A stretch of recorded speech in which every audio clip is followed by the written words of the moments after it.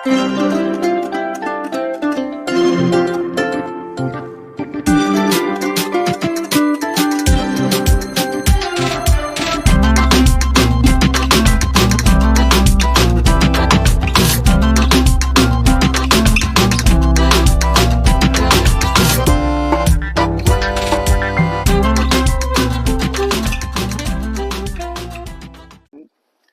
இரட்சகரும் அருள்நாதருமாகிய கிறிஸ்து இயேசுவிடமிருந்து கிருபையும் சமாதானமும் நல் பேராசீர்வாதம் நம் அனைவருக்கும் இந்த கூடுகைக்கு காரணமாயிருக்கிற அருமையான குடும்ப பிள்ளைகளுக்கும் மிகுதியாக உண்டாவதாக. ஆமேன். இந்த அற்புதமான வேளையிலே குடும்ப பிள்ளைகளோடு இணைந்து சிந்திப்பதற்காக தெரிந்து கொள்ளப்பட்ட வேத வசனம் முன்பு வாசிய கேட்ட நற்செய்தி பகுதி. அதில் 2 வசனங்களை நான் வாசிக்கிறேன். யோவான் 15வது அதிகாரம் 4வது வசனமும் 5வது வசனமும். என்னில் நிலைத்திருங்கள், நானும் உங்களில் நிலைத்திருப்பேன். கொடியானது திராட்சை செடியில் நிலைத்திராவிட்டால் அது தானாய் கனி கொடுக்க மாட்டாதது போல நீங்களும் என்னில் நிலைத்திராவிட்டால் கனி கொடுக்க மாட்டீர்கள். நானே திராட்சை செடி, நீங்கள் கொடிகள். ஒருவன் என்னிலும் நான் அவனிலும் நிலைத்திருந்தால் அவன் மிகுந்த கனிகளை கொடுப்பான். என்னை அல்லாமல் உங்களால் ஒன்றும் செய்ய கூடாது. என்னை அல்லாமல் உங்களால் ஒன்றும் செய்ய கூடாது. கண்களை மூடுவோம், ஆண்டவரை நோக்கி பார்த்து ஜெபிப்போம். அன்பு நிறைந்த எங்கள் நல்ல கர்த்தாவே, ஆசீர்வதிக்கப்பட்ட அற்புதமான ஓய்வு நாள் மாலை வேளைக்காய் மீண்டும் உமக்கு நாங்கள் நன்றி செலுத்துகிறோம். இந்த அற்புதமான கூடுகைக்காக நன்றி செலுத்துகிறோம். இந்த வேளையிலே சிந்திக்க இருக்கிற வார்த்தைகளை அருமையான குடும்ப பிள்ளைகளுக்கும் இந்த கூடுகையிலே பங்கெடுத்திருக்கிற எங்கள் ஒவ்வொருவருக்கும் பேராசீர்வாதமாக்கி தாரும். உங்களுடைய வார்த்தைகள் ஆண்டவரே ஜீவன் உள்ளது. ஆம் கர்த்தாவே, உம்முடைய வார்த்தைகளுக்கு எங்களை வாழ வைக்கக்கூடிய ஆற்றல் உடையது. அப்பேற்பட்ட வலிமை மிக்க வார்த்தைகளை நாங்கள் தியானிக்கிறோம். இந்த வார்த்தைகளை கொண்டு எங்களோடு பேசும். வரும் நாட்களில் எங்களுடைய வாழ்க்கையை கட்டி அமைப்பதற்கு இந்த வார்த்தைகள் பிரயோஜனம் உள்ளதாக அமைய ஆண்டவர் கிருபை புரியும். இரட்சகர் இயேசுவின் நாமத்தில் ஜெபிக்கிறோம். ஜெபங்கேளும் அன்பு நிறைந்த நல்ல கர்த்தாவே, ஆமென். அன்பானவர்களே, நம்முடைய ஆலயத்தின் வளாகத்திலே ஒரு பட்டர் ஃப்ரூட் மரம் இருக்கிறது. பட்டர் ஃப்ரூட் மரம் நம்முடைய காட்டேஜுக்கு முன்பாக. திடீரென ஒருவர் வந்தார். இதுல வருகின்ற கனிகளை நான் என்ன செய்கிறேன், நான் எடுத்துக்கொள்கிறேன் அப்படி என்று சொல்லி 6000 ரூபாய ஆலயத்துக்கு கொடுத்தார். எல்லாரும் சொன்னார்கள், ஐயா, நீங்க எதிர்பார்க்கின்ற கனி என்ன செய்யாதுல்ல, கிடைக்காது எல்லாரும் சொன்னார்கள். ஆனாலும் அதை அவர் ஏற்றுக்கொள்ளவில்லை. இல்ல அது வரும், நான் அதை என்ன செய்கிறேன், விட்டு எடுத்து காசாக்கிறேன். 6000 ரூபாயும் கொடுத்தார். ஒரு முறை வந்து பார்த்தார். என்ன இல்ல, அப்படி எப்படியா பூ நிக்குது, அப்படி எப்படியா சின்ன சின்ன காய்கள் நிக்கு, எதிர்பார்த்த அளவுக்கு என்ன இல்ல, கனிகள் இல்லை. அடுத்து இருக்கிறத பறிச்சுட்டு போனார். ஏதோ ஒரு 1000 ரூபாய் கிடைச்சிருக்கும். ஆனால் இந்நாளும் வரையிலும் அது நிக்கிற காய் அப்படிதான் நிக்கிறது. அது என்ன ஆகல, பெருசா ஆகல. இப்போ என்னாச்சு, அவர் எவ்வளவு ரூபாய் கொடுத்தாரு, 6000 ரூபாய். எதை நோக்கி 6000 ரூபாய் கொடுத்தாரு, கனியை எதிர்பார்த்து. கனியை எதிர்பார்த்து. வாழ்க்கையினுடைய ரகசியமே எதுல, வெற்றியின் ரகசியமே எதுல இருக்கிறது என்று சொன்னால் எதுல இருக்கு? கனி கொடுக்கின்ற ஒரு வாழ்க்கை, கனி கொடுக்கின்ற வாழ்க்கை. ஏதோ இந்த உலகத்துல பிறந்தோம், வாழ்ந்தோம், சமைத்தோம், உண்டோம், அப்படி என்று வாழ்க்கையை முடித்து கொண்டு போவதற்காக கடவுள் நமக்கு இந்த வாழ்க்கையை தரவில்லை. நம்முடைய வாழ்க்கை வெறுமையான வாழ்க்கையாக இருக்கக்கூடாது. அது எப்பேற்பட்ட வாழ்க்கையாக இருக்க வேண்டும்? கனி நிறைந்த வாழ்க்கையாக இருக்க வேண்டும். அப்போ அந்த கனி நிறைந்த வாழ்க்கை வாழ்வதற்கு என்ன செய்வது? அதான் ஆண்டவர் மிக தெளிவாய் சொல்லுகிறார். நம்முடைய சுயபலத்தை கொண்டோ, சுய ஆற்றலை கொண்டோ, சுய திட்டங்களை கொண்டோ நம்முடைய வாழ்க்கையை ஒரு கனி நிறைந்த வாழ்க்கையாக அமைத்துக் கொள்ள முடியாது. இப்ப ஒரு மரம் கனி கொடுக்கணும்னு சொன்னா என்ன செய்யணும்? அதை சரியாக கவனிக்கணும், பராமரிக்கணும். காலாகாலத்துக்கு அது கொடுக்க வேண்டிய உரத்தை என்ன செய்யணும்? கொடுக்க வேண்டும். இதெல்லாம் செய்தாதான் நாம் அதிலே கனி எதிர்பார்க்க முடியும். ஒண்ணும் இல்லாம வெறுமையாக இருந்துட்டு ஏதோ வளருது, கனி தந்தா வாக்கலாம் அப்படி என்று சொன்னால் அது அர்த்தமற்றது. அப்போ அதுதான் ஆண்டவர் மிக தெளிவாக சொல்லுகிறார். கனி கொடுக்கணும்னா ஆண்டவர் என்ன வழியை காட்டுகிறார்? என்னை அல்லாமல் உங்களால் என்ன செய்ய முடியாது? ஒன்றும் செய்ய முடியாது.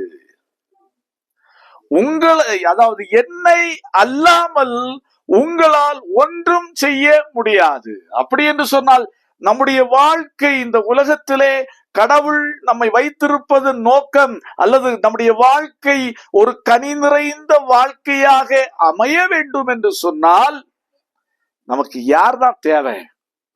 கடவுள் தான் தேவை.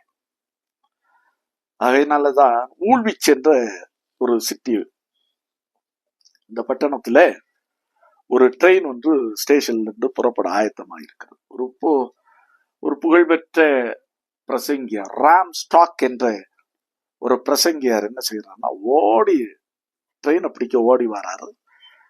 ஏற போற நேரத்துல ஒரு இளம் ராணுவ அதிகாரி வந்து அவரை குறுக்கிடுகிறார். ஐயா, நீங்கள் பிரசங்கித்த பிரசங்கத்தை நேற்றைய தினத்துல நான் கேட்டேன். ரொம்ப நன்றாக நீங்கள் பேசினீர்கள். ஆனா நீங்க சொன்னதுக்கு எனக்கு உடன்படவில்லை. எப்படி நாம் நிலை நிற்பது?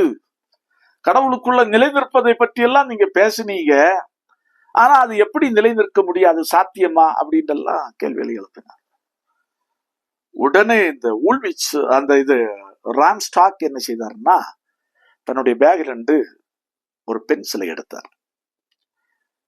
ஒரு பென்சிலை எடுத்து தலைகீழாக தன்னுடைய உள்ளங்கையில நிறுத்தினார். இதை பார்ப்பா ராம் ஸ்டாக், இது அந்த ராணுவ அதிகாரியை பார்த்து, இதை பாருங்க ஐயா, இந்த உள்ளங்கையில என்னுடைய பென்சிலை நிறுத்துகிறேன். அது என்ன செய்யல, அது உடனே என்ன கவிழ்ந்து விழுந்து விட்டது. உடனே அவ ஒரு கையில பென்சிலை நிறுத்தி விட்டு இன்னொரு விரலாலே எதை பிடித்தார்?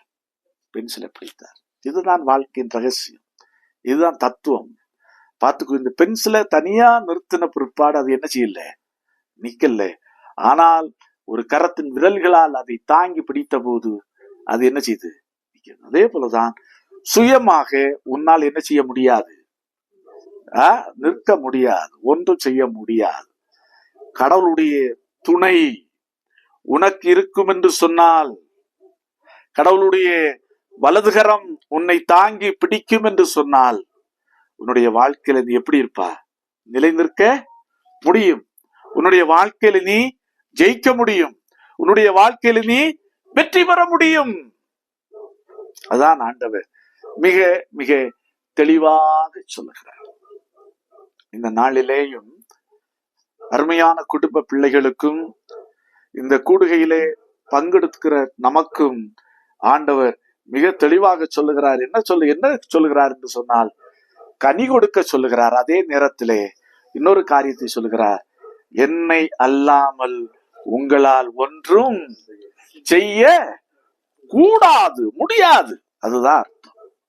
அப்படி என்று சொன்னால், அப்ப கடவுள் நம்மை தாங்கி பிடிக்க வேண்டும் என்று சொன்னால், கடவுள் நம்மை பற்றி கொள்ள வேண்டும் என்று சொன்னால் என்ன செய்யணும்? அதுக்கு 2 காரியங்களை இந்த திருமறை பகுதியில மிக மிக அருமையாக நாம் பார்க்கிறோம். 2 காரியங்கள்.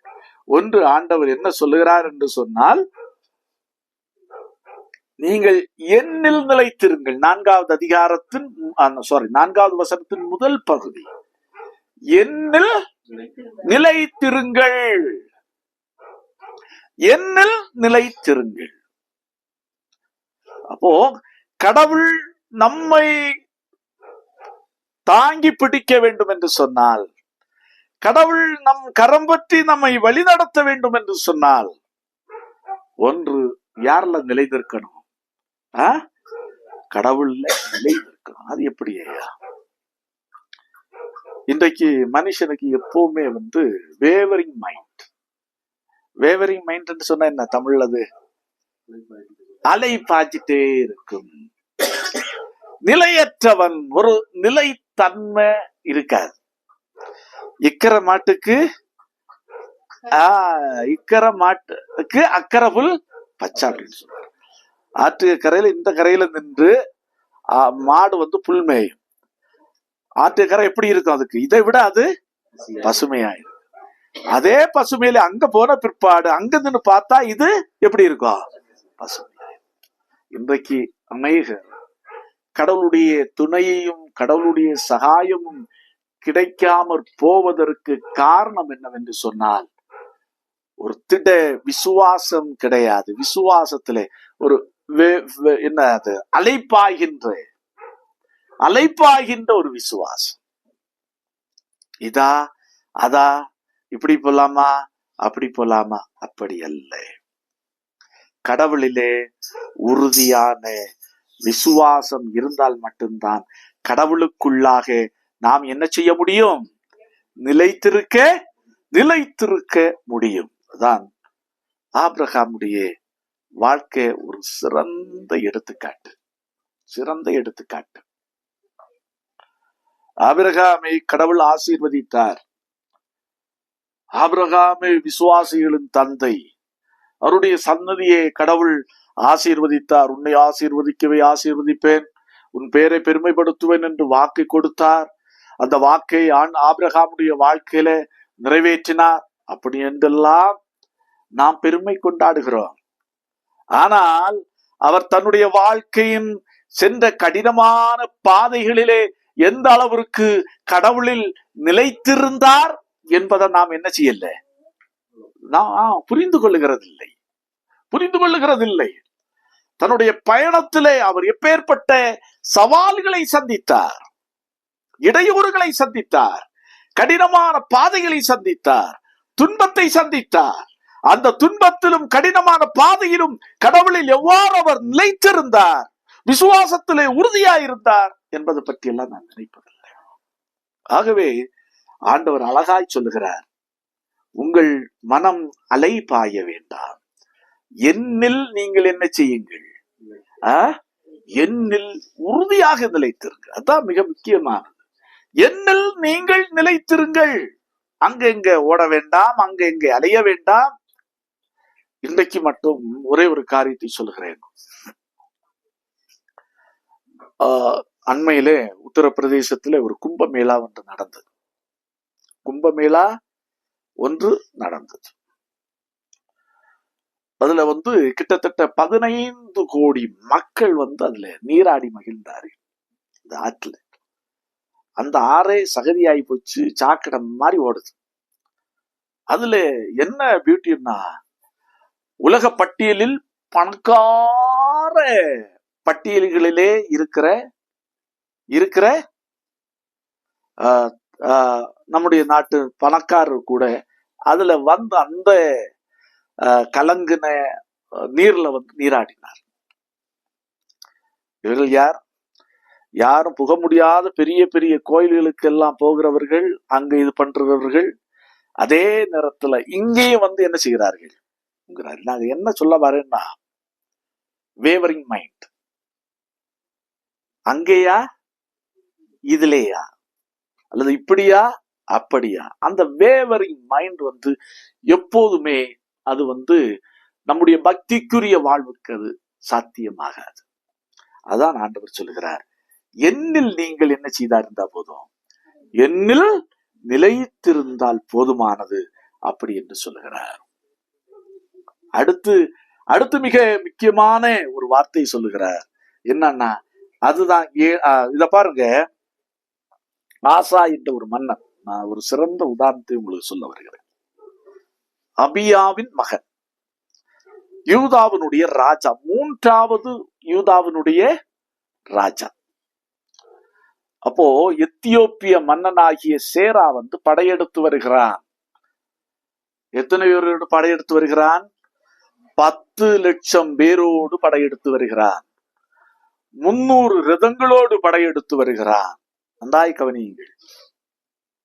கவனியுங்கள்.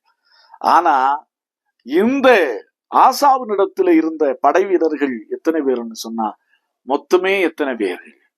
5 லட்சம் பேர்கள். எத்தனை பேர்?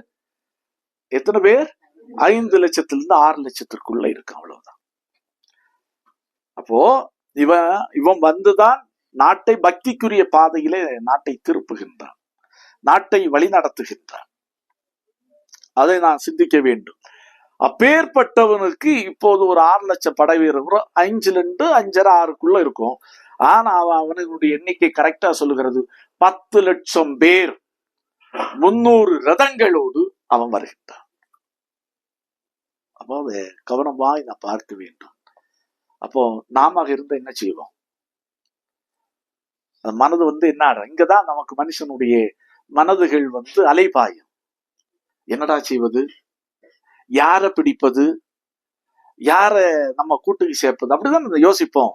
சாதாரணமாக நமக்கு நெருக்கடிகள் முத்துகின்ற போது அப்படிதான் நான் யோசிப்போம். ஆனா இந்த ஆசா ஒண்ணுமே செய்யல. விசுவாசத்திலே உறுதியா இருந்தான். அதோடு மட்டுமல்லாமல் கடவுளை நோக்கி பார்த்தான். கடவுளே, பலன் உள்ளவனுக்காகிலும் பலனற்றவனுக்காகிலும் உதவிகள் செய்வது உமக்கு லேசான காரியம். அதான் என்னில் நிலைத்திருங்கள். என்னில் நிலைத்திருப்பது என்பது இப்படிதான். ஒரு இக்கட்டான தருணம், மனிதர்களால் எல்லாரும் சொல்கிறார், எப்பா அவனுக்கு படை பயங்கரமாய் இருக்கிறது, அதுல பாதிதான் நம்ம இருக்கிறோம், எப்படி ஜெயிக்க முடியும், எப்படி வெற்றியை சுதந்திரித்துக் கொள்ள முடியும், எப்படி முன்னேற முடியும், எப்படி நாட்டை காப்பாற்றுவது என்ற போராட்டத்திலே அவன் மனம் அறவே பாயவில்லை. யாரை தான் நோக்கினான்? கடவுளை நோக்கினான். பலன் உள்ளவனுக்காகிலும் பலனற்றவனுக்காகிலும் உதவிகள் செய்வது உமக்கு லேசான காரியம். பாருங்க, கடவுள் அவனுக்கு உதவி செய்தாரா இல்லையா? செய்தார். அந்த போராட்டத்திலே, அந்த பெரிய போர்ல ஆசா வெற்றி பெற்றான் என்பதை நாம் மறந்து போக கூடாது. அதுக்கு காரணம் அவன் கடவுளிலே நிலைத்திருந்தான். என்ன வந்தாலும் பரவாயில்லையா, கடவுள் என்னோடு கூட இருக்கிறார், கடவுள் என்னை திடப்படுத்துவார், கடவுள் என்னை கரம் பிடித்து நடத்துவார், இந்த யுத்தத்தில் என்னோடு இருந்து எனக்கு ஜெயத்தை கட்டளையிடுவார் என்ற திடமானதுடையவனாக இருந்தார். அடுத்து இரண்டாவது காரியம் என்னன்னா, அடுத்து சொல்கிறார்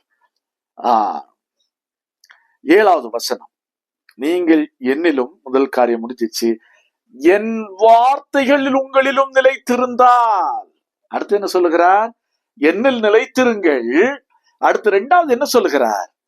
என் வார்த்தைகளில் நிலைத்திருங்கள். என் வார்த்தைகள்.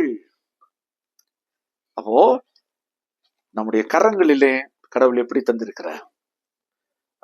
பரிசுத்த வேதாகமாக கடவுளுடைய வார்த்தையை நமக்கு தந்திருக்கிறார். கடவுளுடைய வார்த்தையை நமக்கு தந்திருக்கிறார். அப்போ நாம என்ன செய்யணும்? இந்த வார்த்தைகளை நாம் படிக்க வேண்டும். இந்த வார்த்தைகளை நாம் உள்வாங்க வேண்டும், மனதிலே ஆழமாய் பதிய வைக்க வேண்டும். இன்னைக்கு நம்முடைய ஆட்களை பார்த்தாலே ரொம்ப இதா இருக்கும். மத்தேயு ஒண்ணு சொன்னா எங்க தேடுறாங்க? பழைய ஏற்பாட்டுல தேடுறாங்க. ஆமோஸ் புஸ்தகம்னு சொன்னா எங்க தேடுறாங்க? புதிய ஏற்பாட்டுல தேடுறோம். காரணம் என்னவென்று சொன்னால் என்ன இல்லை, என்ன இல்லை, பைபிளை படிக்கின்ற, அதை ஆழ்ந்து கற்றறிகின்ற மனப்பக்குவம் நமக்கு அநேகருக்கு, எல்லாரும் இல்ல, அநேகருக்கு இல்லை. ஆண்டவர் சொல்லுகிறார், என் வார்த்தை உங்களில் நிலைத்திருந்தால், எப்படி? என் வார்த்தையில் உங்கள் நிலைத்திரு. அப்போ கடவுளுடைய வார்த்தை சாதாரணமானதல்ல. அது நம்மை வாழ வைக்கின்ற வார்த்தைகள், நம்மை பலப்படுத்துகின்ற வார்த்தைகள், நம்மை உற்சாகப்படுத்துகின்ற வார்த்தைகள். ஒரு டானிக் மாதிரி, அல்லது மீன் டேப்லெட்னு சொல்லுவாங்க. மீன் டேப்லெட்னா என்னது? சத்து. சத்து மாத்திரைகள், சத்து மாத்திரை. சிலர் தினந்தோறும் அதை என்ன செய்யணும்? சாப்பிடுவாங்க. எதுக்காக? உடம்புக்கு சத்துக்காக. அதே போலதான் கடவுளுடைய வார்த்தையும் எது போன்றது? சத்து மாத்திரை போன்றது. அவர் தினந்தோறும் வாசிக்கணும், தினந்தோறும் அதை தியானிக்கணும், தினந்தோறும் உள்வாங்கணும். முக்கியமான வசனங்களை என்ன செய்யணும்? மனப்பாடம் பண்ணிக்கிடணும். இந்த ரெண்டு இருந்தா நம்முடைய வாழ்க்கை எப்படி இருக்கும்?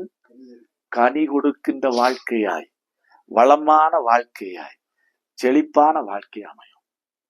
அந்த அவகடா தானே பெட்டர் ஃபுட், அவகடாவை வரவங்க டெய்லி புலம்புற, ஐயோ எத்தனாயிரம் கொடுத்துட்டேன், 6000 கொடுத்துட்டேன், ஏன் இல்லை? என்ன இல்லை? கனி இல்லை. கனி இல்லைன்னா என்ன இல்லை? மதிப்பே இல்லை. வாழ்வினுடைய யதார்த்தம் அதுதான். அப்ப நம்முடைய வாழ்க்கை கனி கொடுக்கிற வாழ்க்கையா இருந்தால் நம்ம 10 பேர் என்ன செய்வாங்க? ஒத்து பார்ப்பாங்க, இவன் எப்படிடா, எப்படி இருந்தான், இன்னைக்கு வாழ்க்கை எப்படி இருக்கிறது, இந்த அளவுக்கு உயர்ந்துட்டானே, இந்த அளவுக்கு வளர்ந்துட்டானே, காரணம் என்ன அப்படின்னு அவங்களே என்ன செய்ய ஆரம்பிப்பாங்க? தேட ஆரம்பிப்பாங்க. அப்போ நம்முடைய வாழ்க்கை கனி நிறைந்த வாழ்க்கையா இருக்க வேண்டும் என்று சொன்னால் நாம் கடவுளிலே நிலைத்திருக்க வேண்டும். அதான் ஆண்டவர் சொன்னார், உலகத்திலே உங்களுக்கு உபத்திரவம் உண்டு, ஆனாலும் திடன் கொள்ளுங்கள், நான் என்ன செய்தேன்? உலகத்தை ஜெயித்தேன். உலகத்தை ஜெயித்த ஆண்டவருக்குள்ளாக நாம் நிலைத்திருக்க வேண்டும். இரண்டாவது, கடவுளுடைய வார்த்தையில நிலைத்திருக்கிற மக்களாக நாம் திகழ வேண்டும்.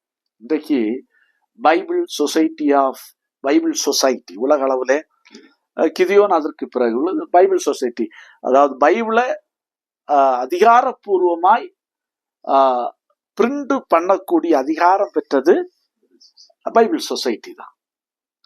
அந்த பைபிள் சொசைட்டி உருவாவதற்கு மிக மிக முக்கியமான காரணம் யாருன்னா ஒரு சிறுமி மேரி ஜோன்ஸ் என்ற ஒரு சிறுமி. அந்த நாளுக்கு எல்லாருடைய கரத்திலும் பைபிள் இல்லை. அப்போ அந்த சிறுமி எப்படியாவது பைபிளை படிக்கணும், எடுக்கணும் அப்படின்ற ஆதங்கம் கொள்ளுகிறாள். அப்ப சர்ச்சில் வாசிக்கிறத கேட்கிறா, அவளுடைய உள்ளம் தொடுகின்றது, ஐயோ இந்த பைபிளை படிக்கணுமே, அதுக்கு என்ன செய்வது? அப்போ அவ என்ன செய்யறான்னா, தொலைவில் கிட்டத்தட்ட 80 கிலோமீட்டர் தொலைவு. எத்தனை கிலோமீட்டர்? 80 கிலோமீட்டர் பைபிளை சொந்தமாக்கி கொள்ள படிப்பதற்கு அந்த நாட்களை வைத்திருந்த ஒரு போதகரை தேடி போறான். தேடி எப்படியோ அந்த பைபிள் வைத்திருந்த ஒரு வீட்டை கண்டுபிடிச்சிட்டான். கண்டுபிடிச்சு விவரத்தை சொல்லுகிறார், என்ன எப்படியாவது ஒரு பைபிளை தாருங்க. அவரு கையிலையும் 1-2 காப்பியா தான் இருந்துச்சு.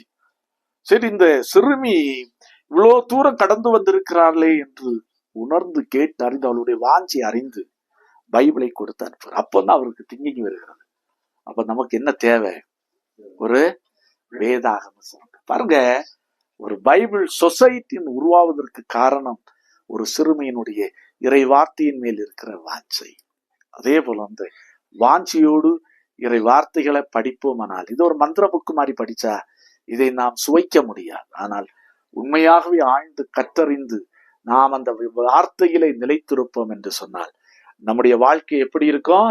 கனி நிறைந்ததாக இருக்கும், ஜெயம் நிறைந்ததாக இருக்கும், நம்முடைய வாழ்க்கை வெற்றி நிறைந்ததாக அமையும்.